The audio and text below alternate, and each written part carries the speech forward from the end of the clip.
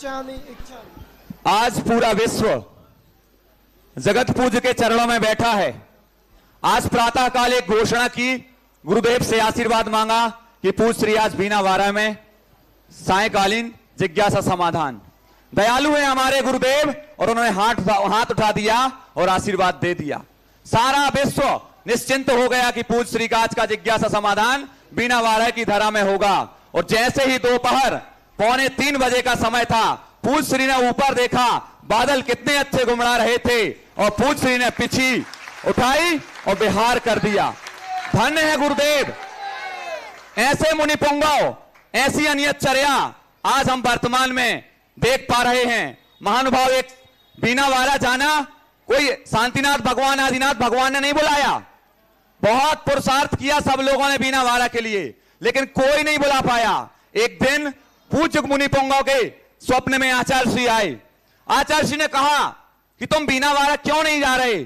शांतिनाथ भगवान बहुत मंदिर बनवाते हो, शांतिनाथ भगवान भी दर्शन कर लेते हो, आदिनाथ भगवान के भी दर्शन कर लेते हो, लेकिन जो मूक पशु वहां पर हैं, वो कैसे तुम्हारे दर्शनों को कर पाएंगे?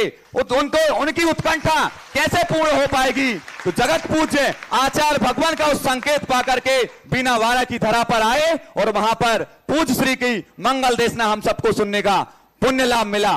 महानुभाव, आज जगत पूज्य इस देवरी की पावन धरा पर विराजमान हैं और इस देवरी की पावन धरा से हमारे बीच में बाल ब्रह्मचारिणी प्रीति दीदी आ रही हैं प्रथम जिज्ञासा के लिए और तैयार रहेंगी बाल ब्रह्मचारिणी राजुल दीदी।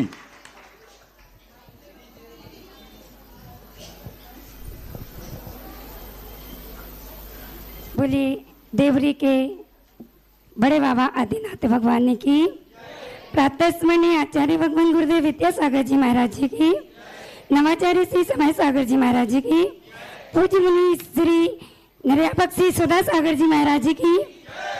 महाराज जी, अभी भैया जी ने बोला कि अनियत प्यारी, तो देवरी के बड़े बाबा का हम चमत्कार मानेंगे कि आपका जो शंका समाधान बीना में होने वाला था, बीना जी में, वह देवरी में आकर के हो गया। ये हमारे देवरी के बड़े बाबा का ही चमत्कार है। महाराज जी, हमारी जिज्ञासा है कि राग 2 प्रकार से होता है, एक प्रशस्त राग, एक अप्रशस्त राग।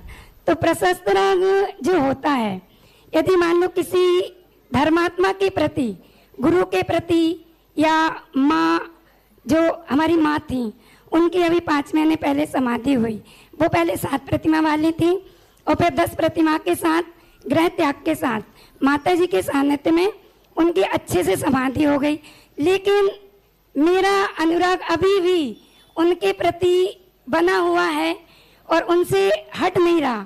तो इसके लिए मैं प्रशस्त राग कहूँ या अप्रशस्त राग कहूँ, या मोक्ष मार्ग में बाधक बनेगा, कैसा क्या होगा? आने की बात कहो तो साधु को बुलाने के लिए लोगों की उम्र निकल जाती है। पता नहीं, मुझे बुलाने के लिए लोगों की उम्र निकल जाती है। पता नहीं देवरी का क्या इशारा था कि यूं चला आया।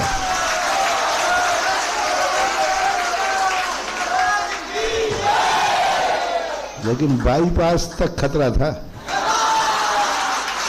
बाईपास के थोड़े पहले तक खतरा था। तो चलो कुछ ना कुछ तो है, कोई ना कोई तो होता है। तब रही बात राग की, तो राग गुणों से होता है, व्यक्ति से नहीं। यदि व्यक्ति से राग है तो वह अप्रशस्त ही माना जाएगा। गुणों से राग होता है और गुणों का राग इसलिए होता है कि उन गुणों को हमारे लिए प्राप्त करना है, लेकिन और वो प्राप्त हम न कर पाएं और वस्तु छूट जाती है तो वो गुणानुराग कहलाता है। वहाँ की जो व्यक्तिगत राग है ये अप्रशस्त राग में आएगा। जब किसी से समाधि हो जाए तो हमें उसके राग नहीं करना चाहिए, हमें ये भावना करना चाहिए कि उन जैसी हमारी भी समाधि हो, ऐसा भाव करना प्रशस्त राग माना जाए। महाराज जी। जिज्ञासा करेंगी।